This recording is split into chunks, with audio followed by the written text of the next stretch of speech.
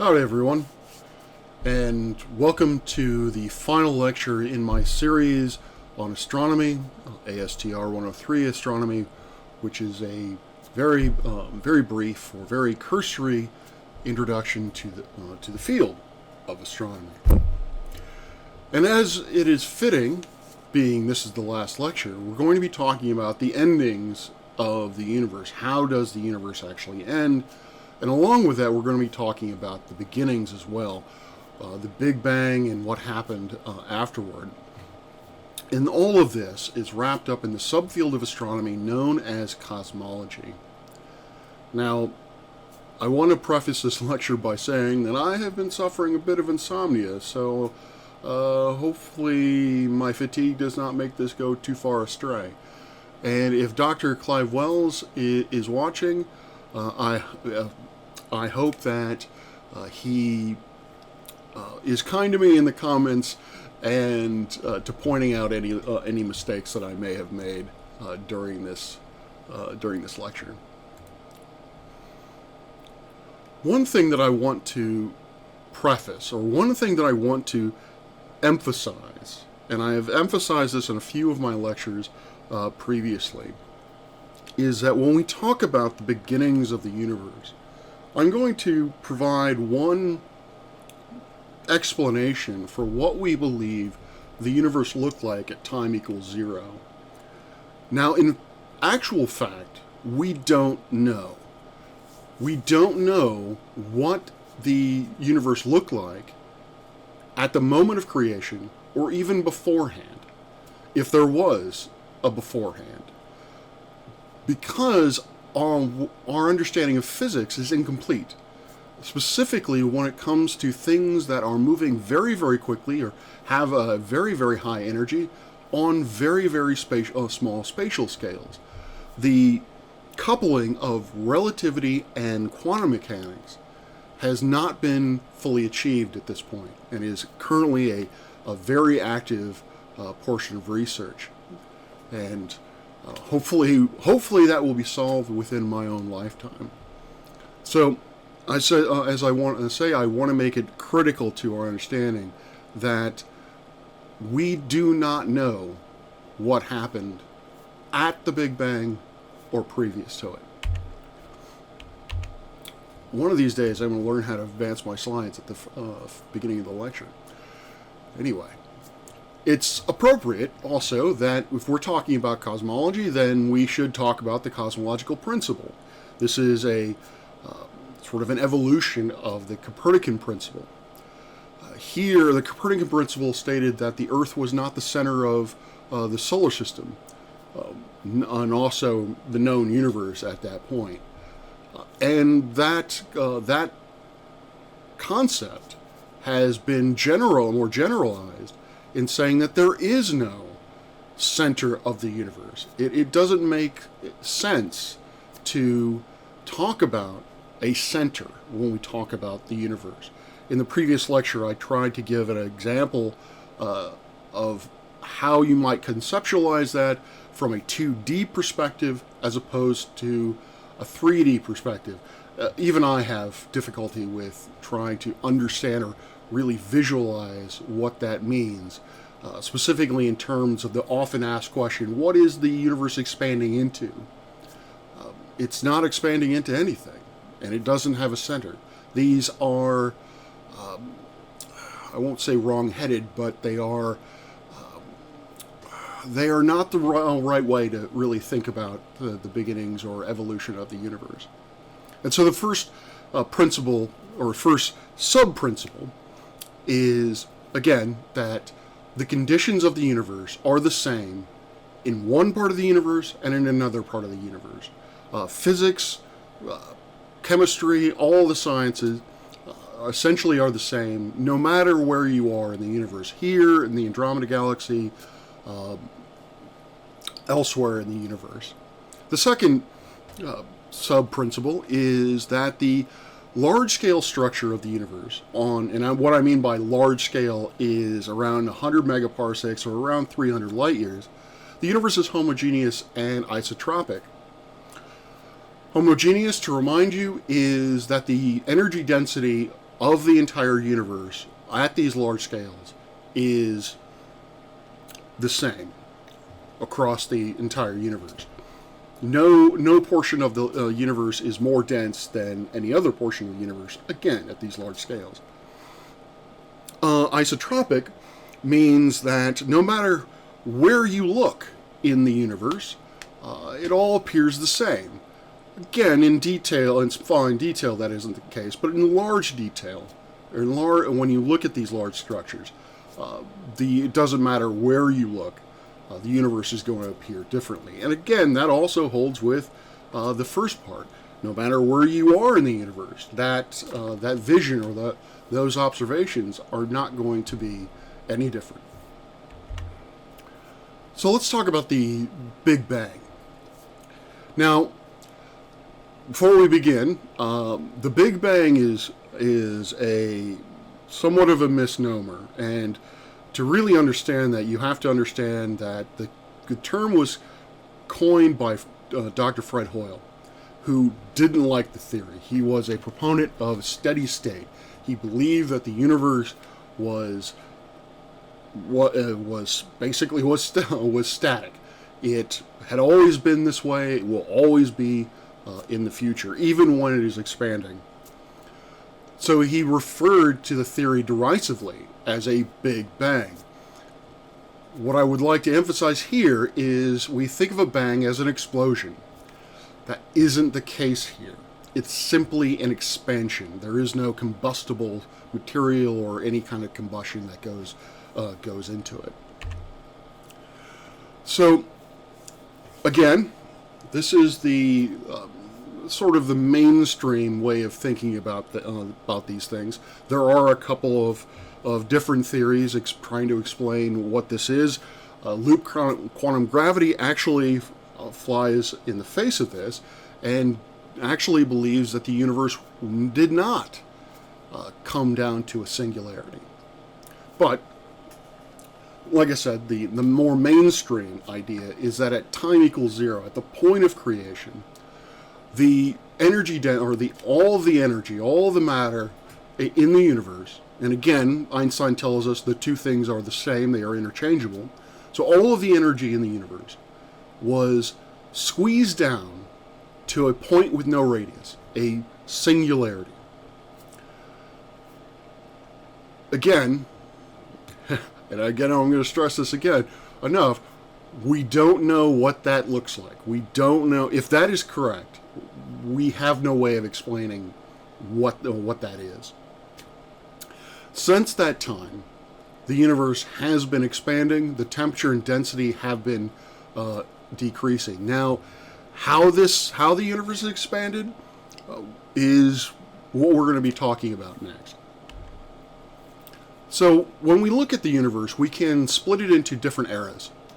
And they briefly are the Planck and GUT, or Grand Unified Theories era, the sort of sub-era of inflation, the electroweak and particle eras, and the Big Bang nucleosynthesis, which I'm going to be shortening down to BBN, the recombination era, the dark ages, and then the formation of stars, galaxies, and large-scale structures as we see today. And then I will be going on and talking about what are we going to see tomorrow? What are we going to see later on in the universe's time frame? So this is a rough schematic. And again, I feel like I have to make caveats to everything, to these slides. But I want to emphasize that gravity is not technically a force, or at least relativity tells us that gravity is not a force. Those things which we had previously described as the force of gravity are simply a consequence of the curvature of space-time. And so while it might look like I'm clumping gravity into as a force, I would just like to basically point out that for simplicity's sake, I'm going to treat it sort of as a force, but it isn't. But from time equals 0 to time equals 10 to the negative 43 seconds. That is the Planck era. That is where we don't know really anything for certain, because relativity and quantum mechanics have not been reconciled. After that, we have the gut era, and this is defined as when gravity splits off. So in the Planck era, we believe that every fundamental force was combined, including gravity. But then, when in the gut era, gravity split off, and so then we have, and so we're left with the electromagnetic or electroweak, or the electrostatic, the weak force and the strong force, still united. So we refer to that as a strong electroweak force, even though that's a little weird. The electroweak era splits is defined as when the strong force splits off. And then finally, the particle era is when essentially all four concepts are, the three fundamental forces in gravity are all definitively separate.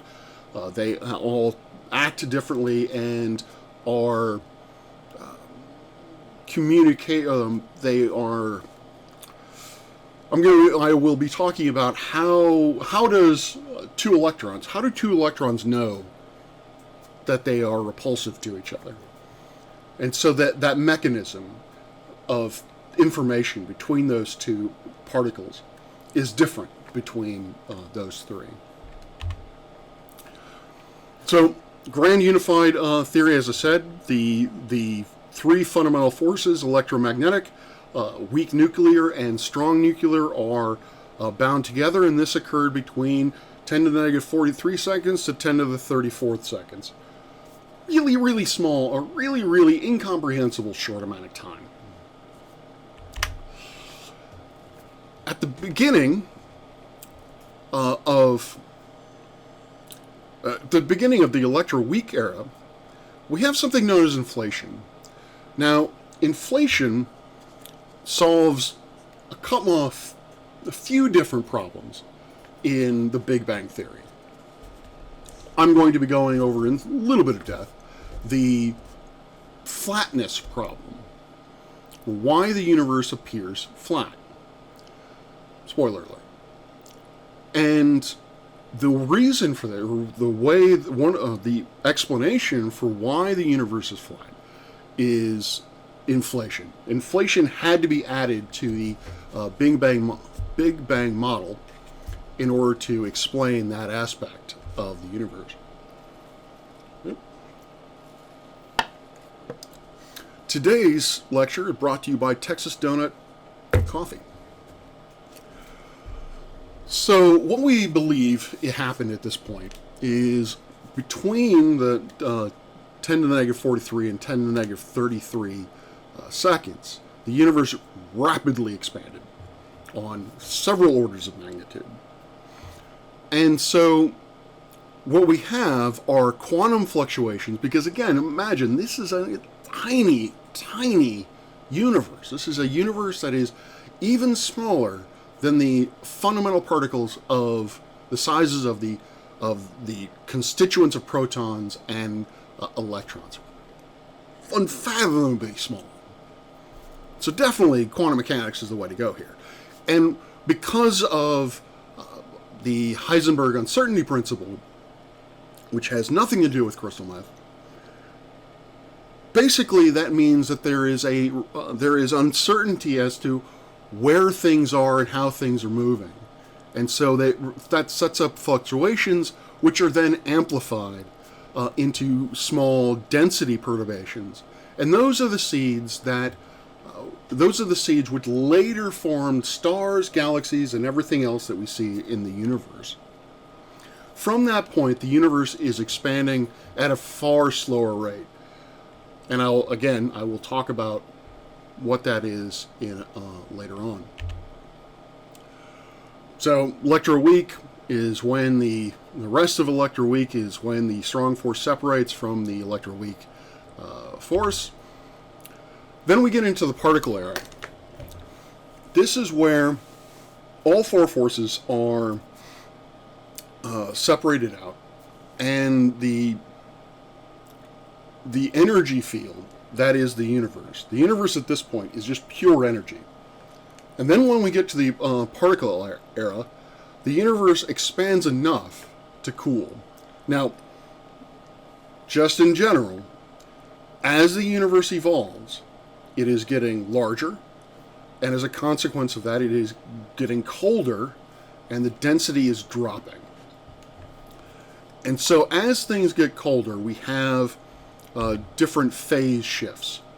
As we talked about in the stars, you have ultimately 4 different phases that we observe matter to be in, and they change based on the temperature. You have plasma at the highest end. When it cools, you get down to ionized. You go from ionized, which is plasma, to completely ionized, to neutral, gaseous state, and then solid, and then liquid.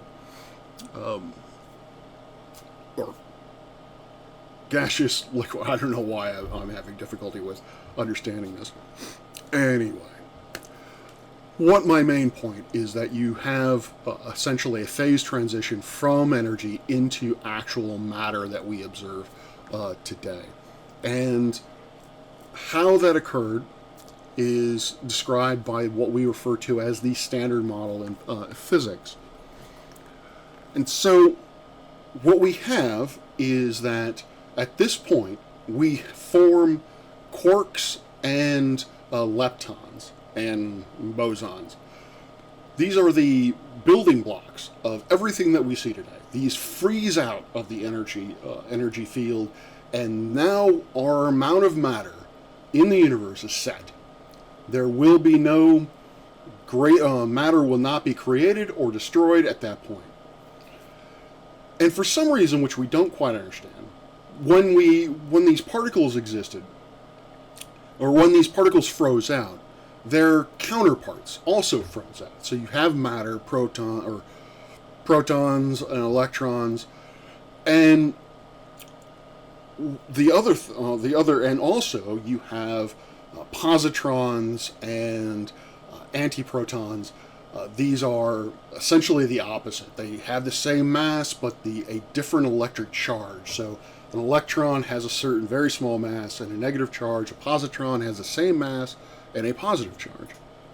And again, for some reason which we don't fully understand, there was more matter than antimatter that was created. And which is good, because matter and antimatter annihilate each other. So if they were the same, then the abundances were exactly the same, then we wouldn't have matter anymore. I don't really know what would happen if there was more matter or antimatter than matter.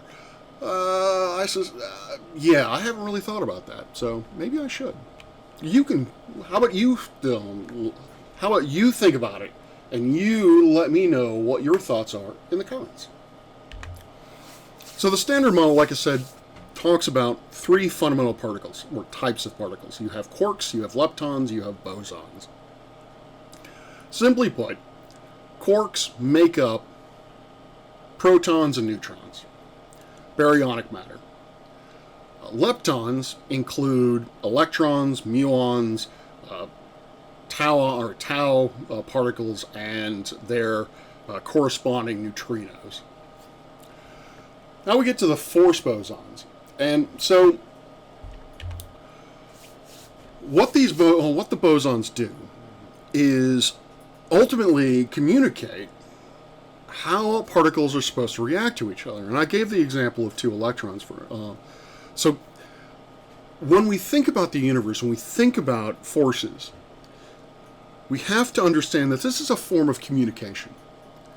Ultimately, something has to tell something else how to react to it. Now, if you think of gravity as a force, the hypothetical particle is a graviton. We haven't found it yet. If we find it, if there is actual evidence of a graviton, that is going to blow apart our understanding of, well, really everything. But just let's hypothetically say that there is a graviton. One of the problems that Newton had was this idea of action at a distance. Why is it that if I have this remote and I let it go, it falls into my lap? How is it that the Earth tells this remote, that it should fall downward? It does so, that communication is carried by the boson. When it comes to electromagnetic forces, that particle of communication, that boson, is the photon. The weak force, the weak nuclear force has its own boson. The strong nuclear force has yet another bosons.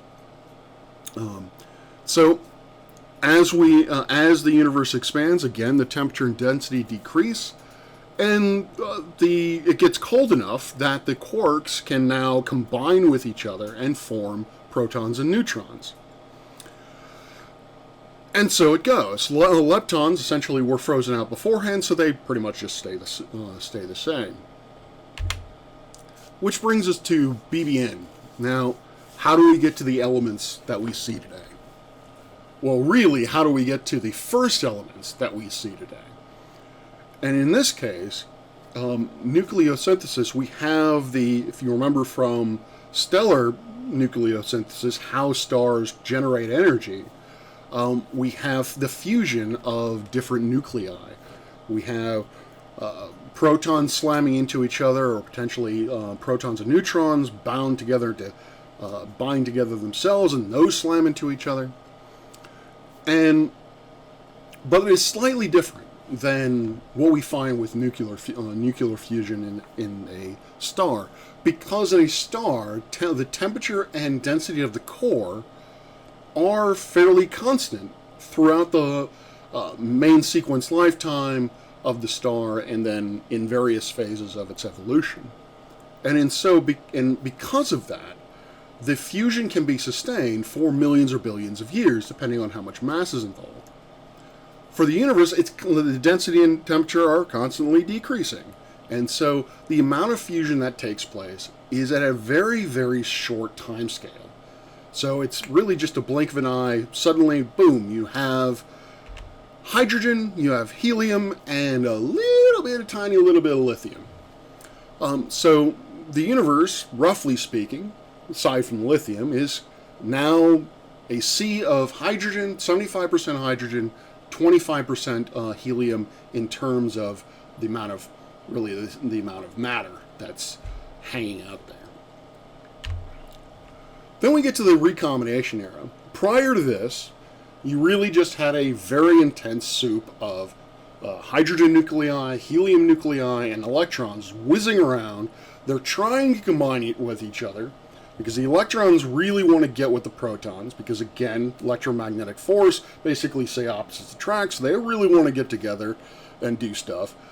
But there's so much energy walking around, or flying around, that every time they try to get together, the chaperone comes in and basically separates them. So there's no amount of time that they can basically hang out together. At around 36,000 years, we get to what we refer to as recombination. In this slide, we're talking about this era of protons and electrons and helium nuclei, and I guess lithium nuclei are flying around trying to gather electrons, and they can't because of the fairly high temperatures of around 3,000 to 4,000 Kelvin. And then finally, again, the universe gets large enough, and the density and temperature drop enough that there isn't enough photons to act as a chaperones and split these things up, and so you have protons and electrons coupling together. At this point, the universe becomes transparent. Photons are allowed to travel throughout the universe without really slamming into anything over large spatial scales. Prior to this, a individual photon had a very short distance to travel, and then it ran into something and essentially got transformed into something else, a lower energy photon, or what have you, or gets absorbed by the particles themselves.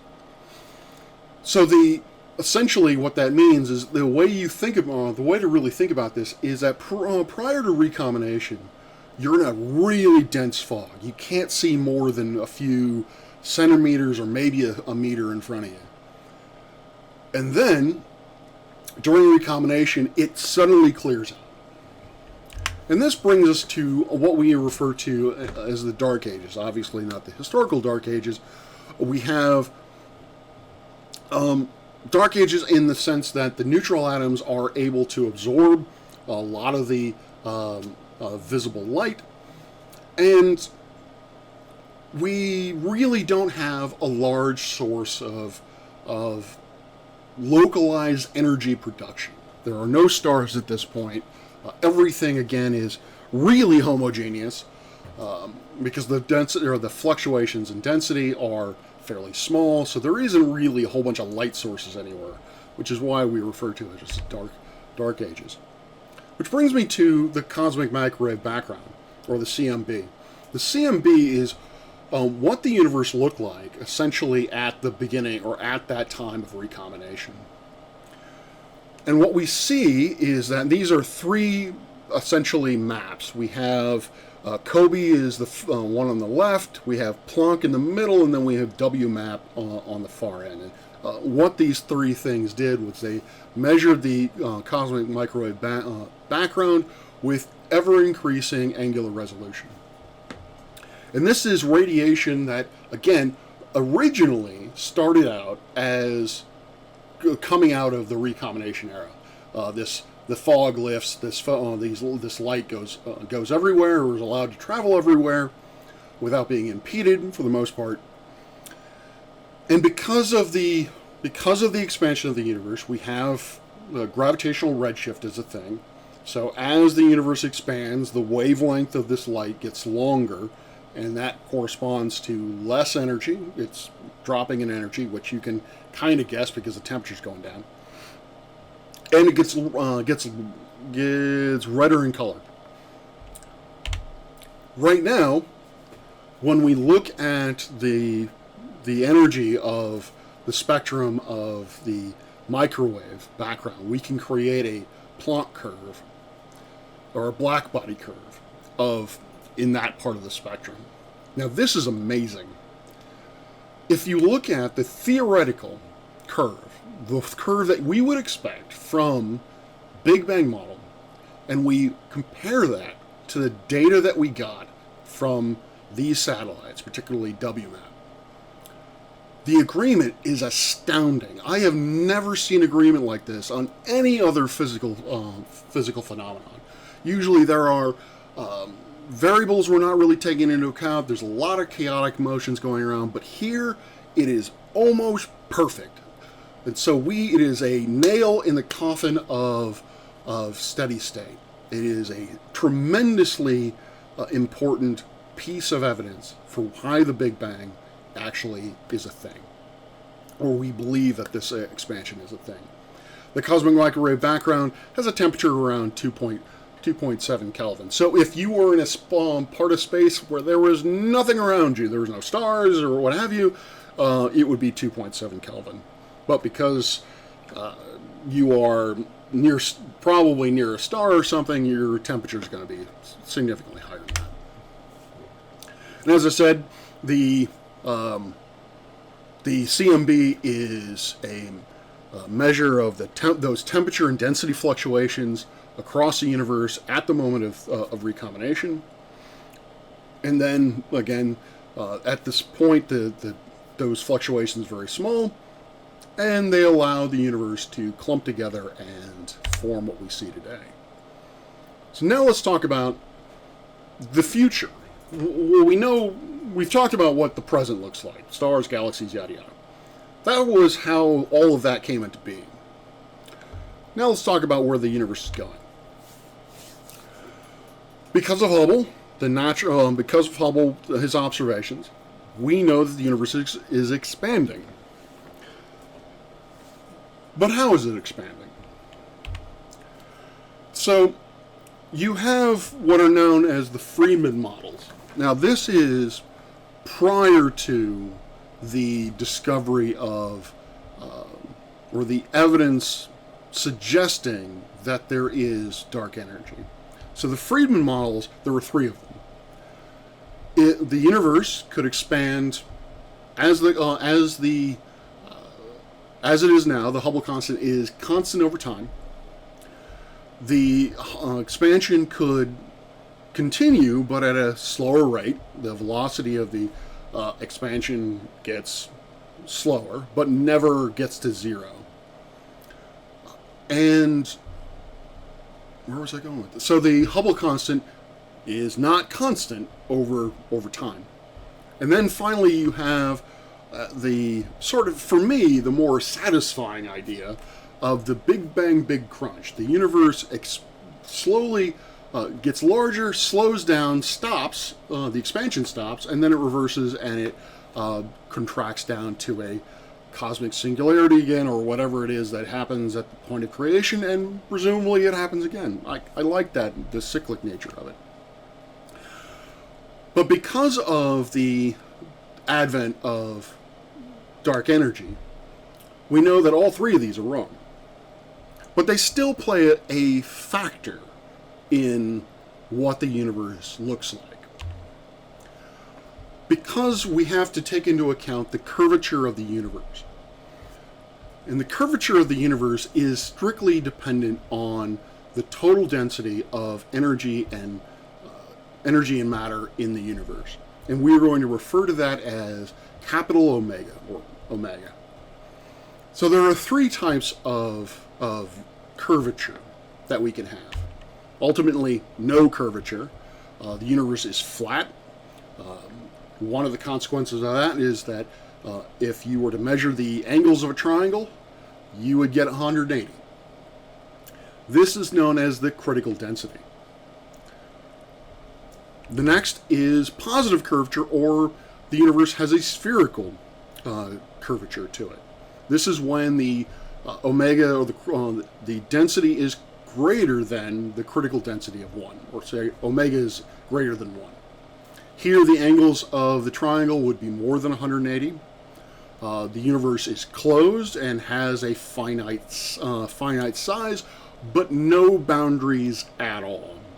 Again, hard to really visualize because in 3 dimensions it doesn't really quite make sense. But if you think of it 2-dimensionally, if they're on the surface of a balloon or the skin of a balloon, then you can think of that as if you keep walking around it, you're going to have the path length is going to be set by the size of the balloon, but you're never going to hit an end. You can continue to go around and around the universe, and you would never reach an edge. Flat basically means that, or has the implications that there may be a boundary, and the universe may be infinite in its size. Then we start getting into multi-universes and all that kind of stuff. Finally, the third category is negative curvature, or sort of a saddle universe, saddle horse universe. Again, really hard to visualize. This is even harder for me to visualize in 3 dimensions, because I really don't have a balloon, I guess, to do this. Negative curvature occurs when the omega is less than 1. Here, the angles of a triangle would add up to less than 180, and again, the geometry of the universe is saddle-shaped.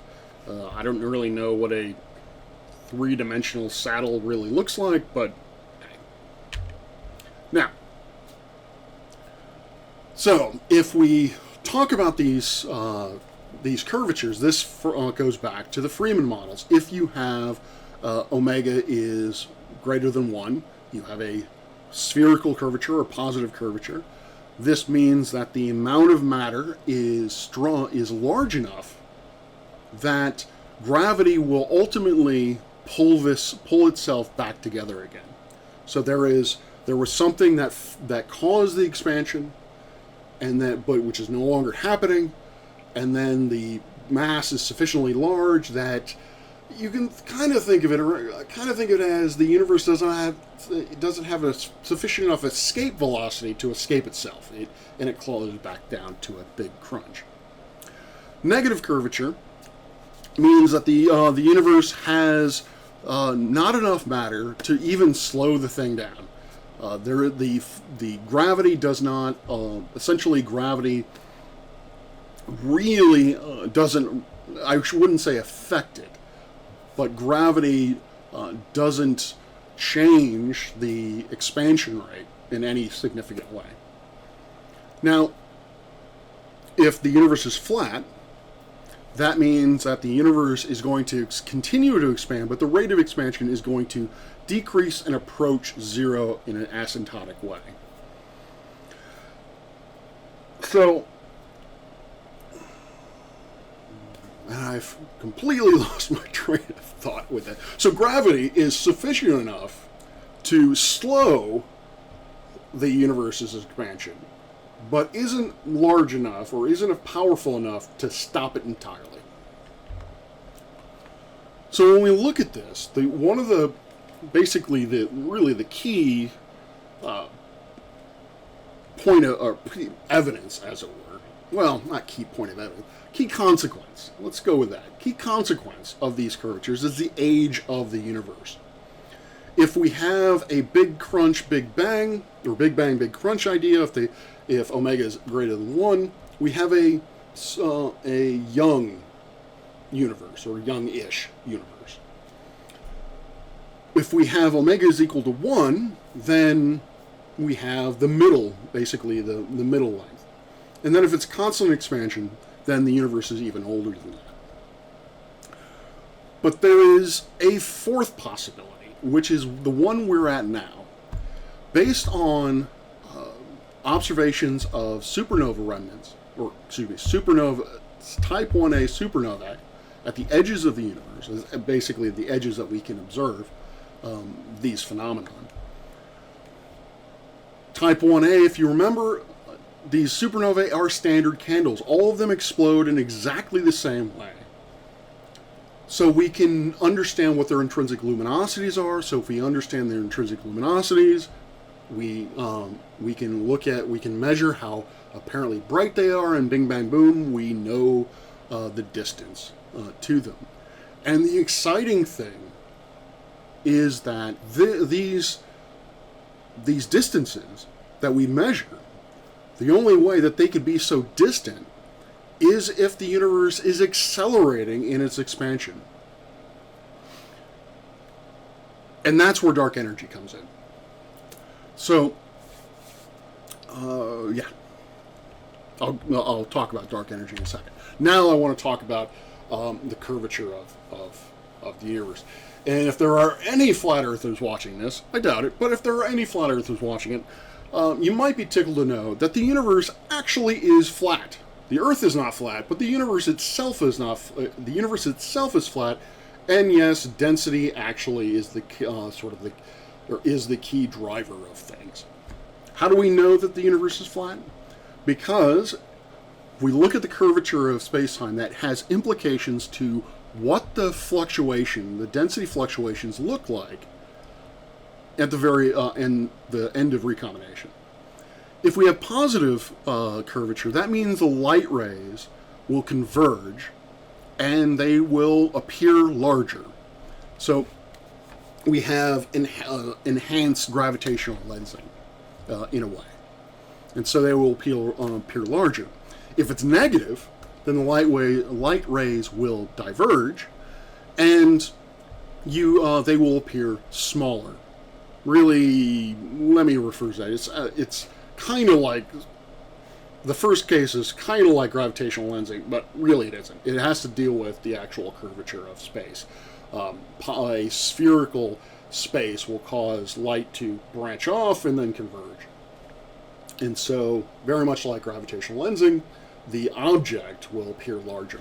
And then with negative curvature, it stems from a point, and then they go this way, and so we observe that the density fluctuations are smaller than what we see. Really should restate that each of the curvatures would tell us this is the average size of the fluctuation. With positive curvature, the size is larger than we observe. With negative curvature, the fluctuation is smaller than what we observe. And so one of the key driving pieces of evidence for why the universe is flat is because of the measurement of these fluctuations. Now, without inflation, we have a problem. If the problem is that would require the universe to have a matter density equivalent to the critical value at the entire lifetime of the universe. And ultimately what that would mean is that the universe would equilibrate. The temperature and density really wouldn't be different on any scale. And so we have to have basically to solve this problem and a few others, we have to invoke inflation. Now, there are some who believe that this idea of a density or of omega being 1 throughout the entire thing would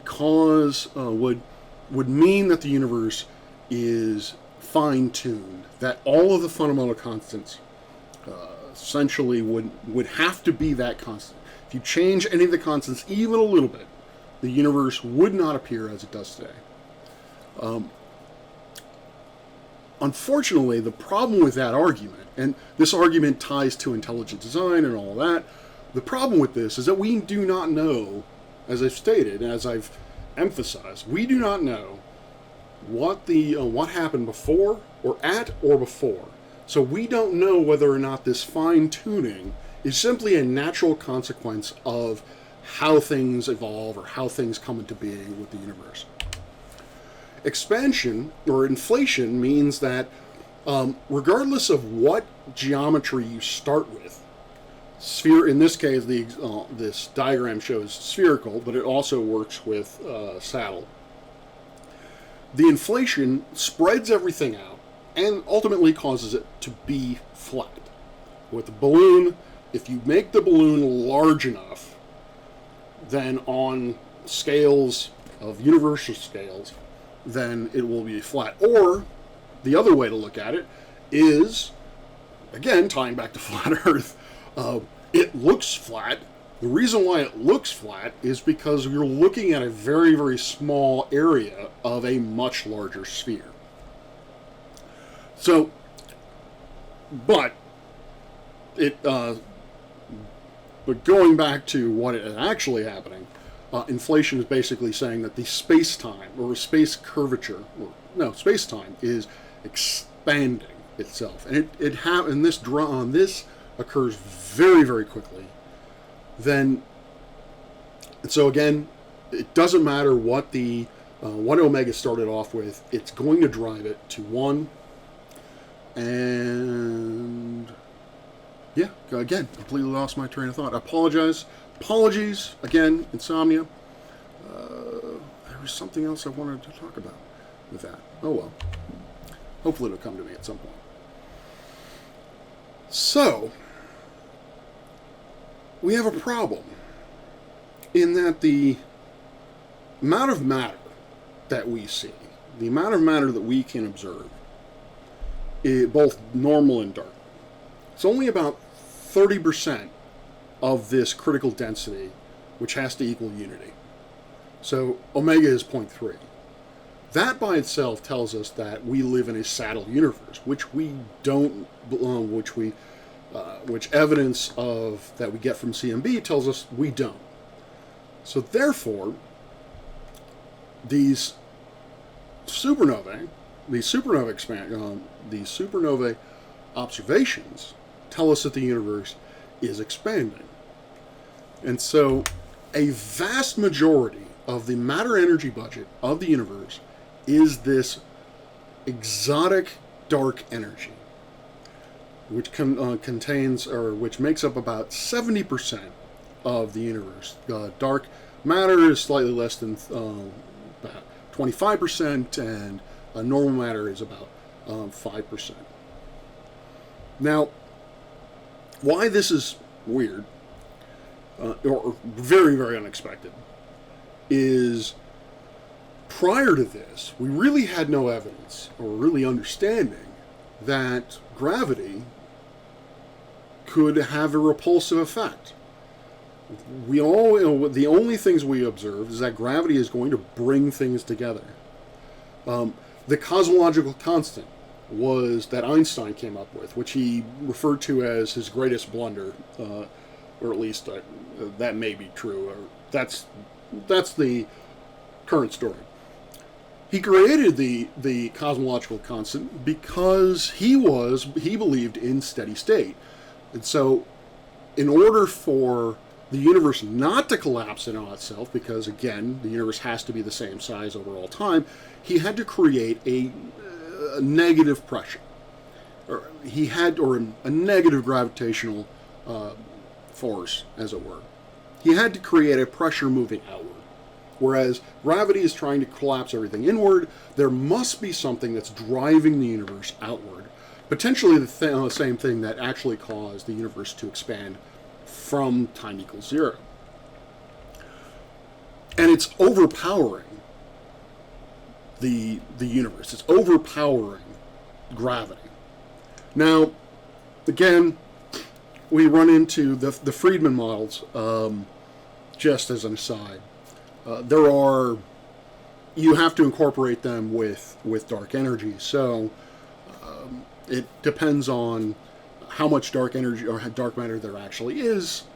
So, but not to put too fine a point on it, we don't know what dark energy is. We know maybe what dark matter is, but we have really no idea what dark energy is.